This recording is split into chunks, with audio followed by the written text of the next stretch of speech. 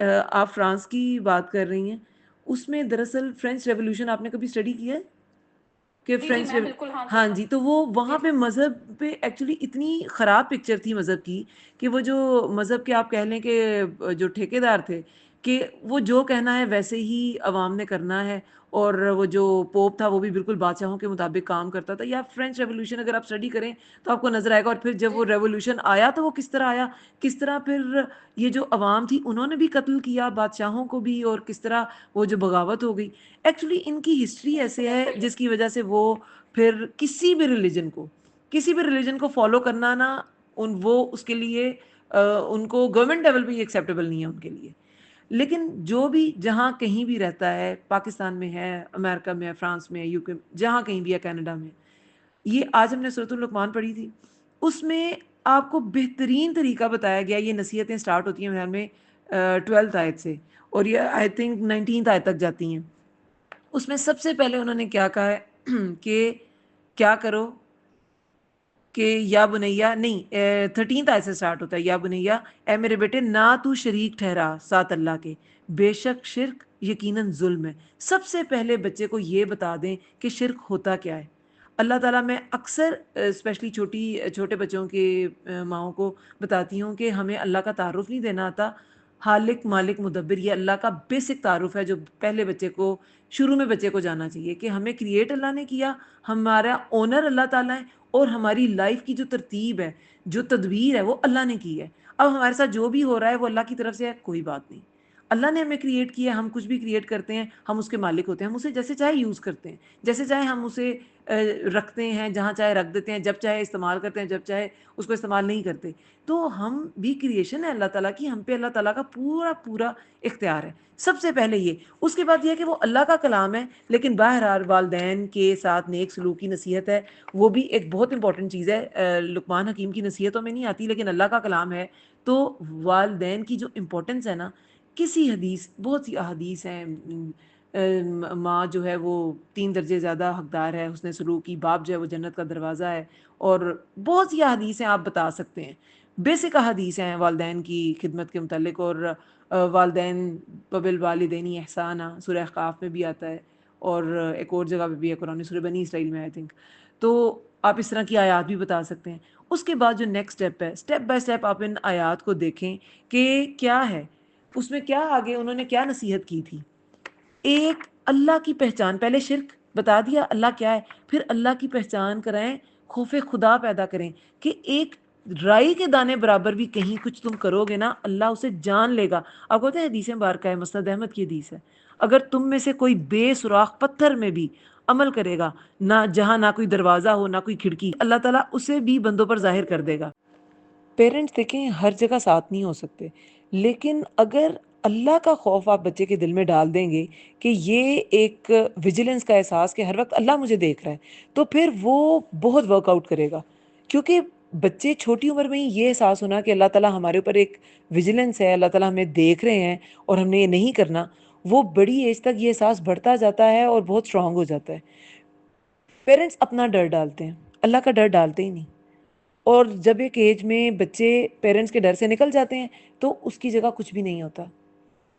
وہ ڈر، اس ڈر کی جگہ اللہ کا ڈر نہیں آتا. ہاں کچھ چیزوں میں سختی کرنی چاہیے، جیسے آگے انہی آیات میں کیا ہے یہ نصیحتوں میں کہ اقیم الصلاۃ، آگے 17 جو آیت ہے اس میں حکیم لقمان کی جو نصیحتیں ہیں، اے میرے بیٹے قائم کرو نماز کو اور حکم دو نیکی کا اور روکو برائی سے.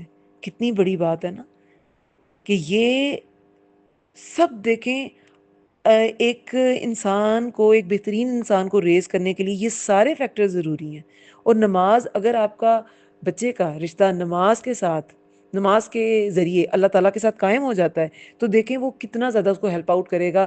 ابھی شروع میں ہی ہم نے سورہ عنکبوت کے اس پارے کے شروع میں سورہ عنکبوت کی جو آیات تھیں اس میں کیا پڑھا 21 پارے کے شروع میں کہ نماز بے حیائی بری باتوں سے روکتی ہے. ہم نماز کو کچھ سمجھتے ہی نہیں، لیکن واقعی جو نماز پوری اپنی شرائط کے ساتھ خشوع خضوع کے ساتھ پڑھی جاتی ہے وہ بے حیائی بری باتوں سے روک دیتی ہے. صرف وضو سے ہی آپ دیکھیں صغیرہ گناہ جو ہے وہ ختم، وہ دھل جاتے ہیں، وہ نکل جاتے ہیں.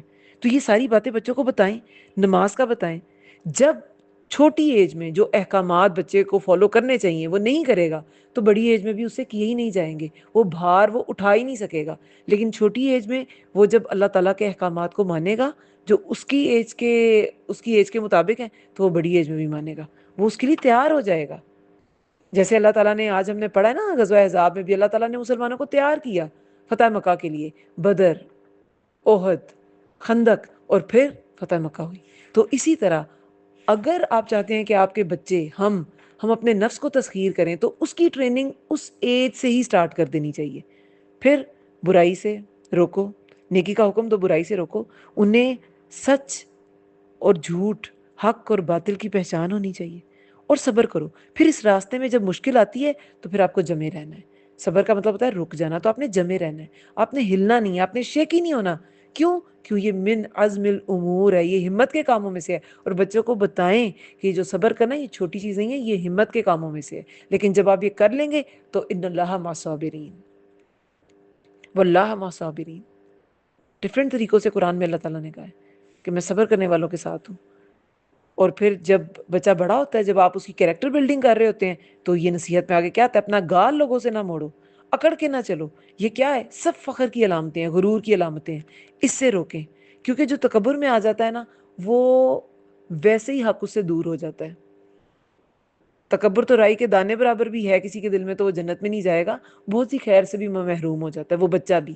ایک تو بہت سے لوگ ہی اسے افینڈ ہوتے ہیں، وہ اسے قریب ایسے لوگ آئیں گے ہی نہیں، ویک ذہن والے لوگ آئیں گے جو مرعوب ہو جاتے ہیں اور وہ پیچھے پیچھے چلنا شروع کر دیں۔ کسی مغرور انسان کی کمپنی میں ایک اچھا بچہ یا ایک اچھا شخص نہیں آتا۔ تو یہ اس کو بتائیں کہ اپنا گال، رسول اللہ جب بات کرتے تھے تو وہ پورا رخ اپنا جو بات کہنے والا ہے اس کی طرف موڑ لیتے تھے۔ کوئی بے عقل، وہ ایک آتا ہے نا، ایک حضرت انس بیان کرتے ہیں رضی اللہ عنہ کہ ایک عورت کی عقل میں فطور تھا، وہ آئی، اس نے کہا کہ مجھے آپ سے کام ہے، رسول اللہ سے کہا صلی اللہ علیہ وسلم کہ مجھے آپ سے کام ہے، مگر میں سب کے سامنے نہیں کہوں گی۔ تو رسول اللہ نے فرمایا جو چاہے گلی منتخب کر لو، میں تمہاری بات سن لوں گا۔ اور آپ نے اس کا مسئلہ سنا بھی۔ لوگ ایسی مطلب بلو دا بیلٹ حرکتیں کر جاتے تھے، وہ رسول تھے، وہ امام الانبیاء تھے، لیکن رسول اللہ کا طریقہ کیسا تھا یہ بتائیں اپنے بچوں کو۔ ایک صحابی فرماتے ہیں کہ ایک آدمی آپ صلی اللہ علیہ وسلم کا سے دین کا پوچھنے آیا، رسول اللہ خطبہ فرما رہے تھے، آپ نے خطبہ چھوڑا اور اس کے پاس گئے، جو اللہ نے احکامات سکھائے تھے وہ سکھائے، پھر واپس آ گئے اور خطبے کا آخری حصہ مکمل کیا۔ اور وہ مسافر آدمی تھا، دین کا پوچھنے آیا کہ آپ صلی اللہ علیہ وسلم کا دین کیا کہتا ہے۔ تو ایسے ہے، مختال فخور اللہ کو پسند نہیں ہے۔ چال میں میانہ روی، آواز میں میانہ روی، اور ہم پچھلے باروں میں پڑھ چکے ہیں خرچ میں میانہ روی، نہ اسراف کرو نہ بخل کرو۔ ہر چیز میں اللہ تعالیٰ کو ایک معتدل انسان پسند ہے، اور بچوں کو بھی ایک معتدل انسان بنائیں۔ تو یہی نصیحتیں جو ہیں ان کے ذریعے ان کی تربیت کریں۔ فخر میں نہیں پڑھنا، لوگوں کی طرف متوجہ ہو کے بات سننی ہے، اپنی چال متوازن رکھنی ہے، غرور میں نہیں پڑھنا۔ تو انشاءاللہ پھر آہستہ آہستہ خیر جو اللہ تعالیٰ اس بچے کے، ہمارے سب کے بچوں کے دلوں میں اللہ تعالیٰ خیر ڈالیں، اور اس کیریکٹر، وہ والا کیریکٹر ان کا بلڈ اپ ہو جو اللہ تعالیٰ کو ریکوائرڈ ہے، جو ایک مومن کا ہونا چاہیے۔ ٹھیک ہے، جزاکم اللہ خیر۔